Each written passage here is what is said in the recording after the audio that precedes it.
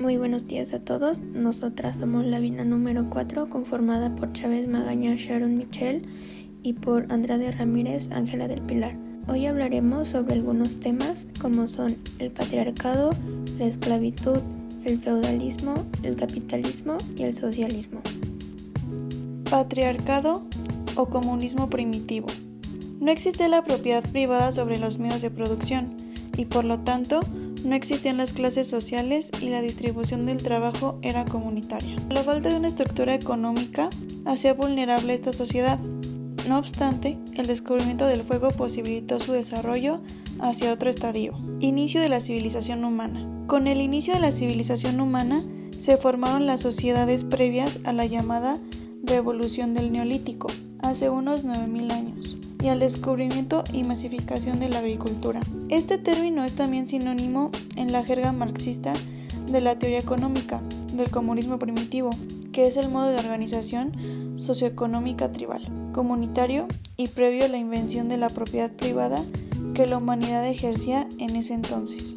Karl Marx. De acuerdo a la doctrina de Karl Marx, esta organización inicial era la más adecuada para una comunidad humana nómada o seminómada que vivía de la caza, pesca y recolección.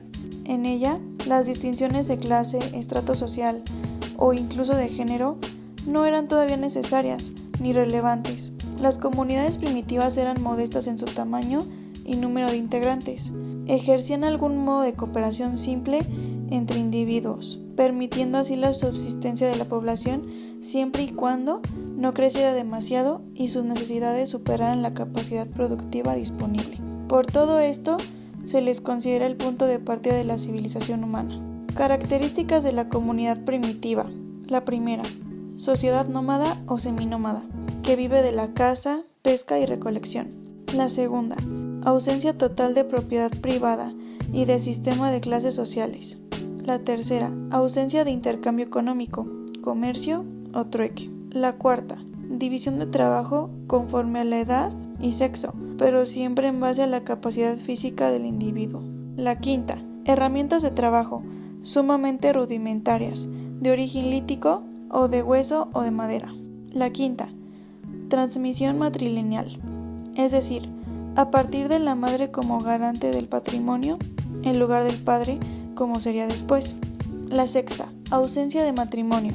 Las relaciones íntimas se organizaban en base a la poligamia y la prohibición del incesto.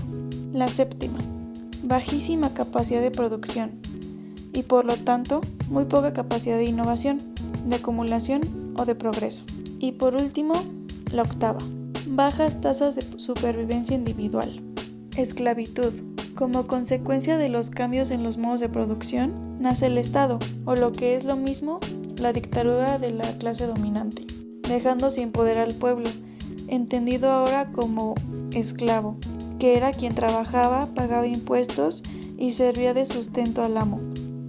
Sus principales actividades económicas eran la agricultura, la ganadería y el comercio. En esta etapa aparece la diferencia de clases. Primera sociedad antagónica, de clases que nació sobre las ruinas de la comuna primitiva, a consecuencia del desarrollo de las fuerzas productivas, de la propiedad privada, de la acentuación de la desigualdad económica. Del mismo modo que la comuna primitiva, la esclavitud existió, en diferentes proporciones, en todos los pueblos y se había extendido en Oriente. Los esclavos se contaban por decenas de millares. En esos países, la esclavitud tenía sobre todo un carácter doméstico y patriarcal, y los esclavos no constituían la fuerza productiva esencial. Régimen. Bajo este régimen, los propietarios de esclavos constituyen la clase dominante que se divide en grupos sociales distintos: grandes terratenientes, propietarios de grandes talleres, comerciantes, usureros. Las relaciones de producción tienen por fundamento la propiedad del amo sobre los medios de producción y sobre el esclavo que se puede vender, comprar y hasta matar. Explotación. La explotación de los esclavos, basada en la coerción extraeconómica, adquiere proporciones monstruosas. A la explotación y a la violencia, los esclavos responden con un bajo rendimiento y con el deterioro de los instrumentos. La forma de explotación esclavista es reemplazada por otra, la explotación feudal, Con la desaparición del modo de producción esclavista, la esclavitud no desaparece completamente, subsiste en medida más o menos grande bajo los regímenes feudal y capitalista. Régimen esclavista. Primera sociedad antagónica. En el régimen esclavista, la clase dominante y una de las clases fundamentales es la de los dueños esclavos, explotadores. Se descompone en distintos grupos sociales: grandes terratenientes, dueños de grandes talleres, comerciantes y usureros.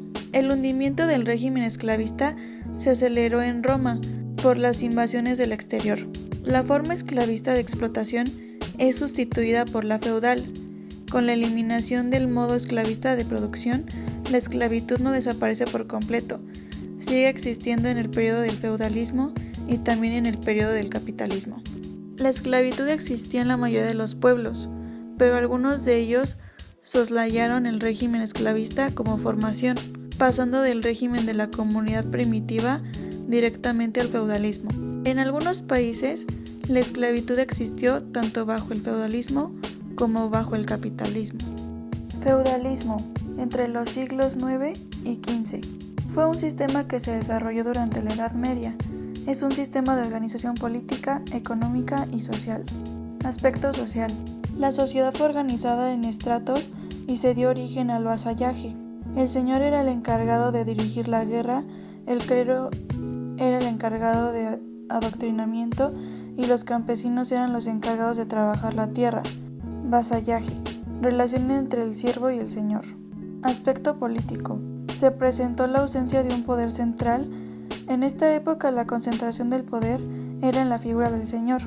La región sobre la que el señor tenía la autoridad se llamó señorío. Los señores gobernaban como monarcas en sus feudos. Aspecto económico. Hubo una fuerte ausencia del comercio y un escaso avance tecnológico. La base económica del feudalismo era la villa.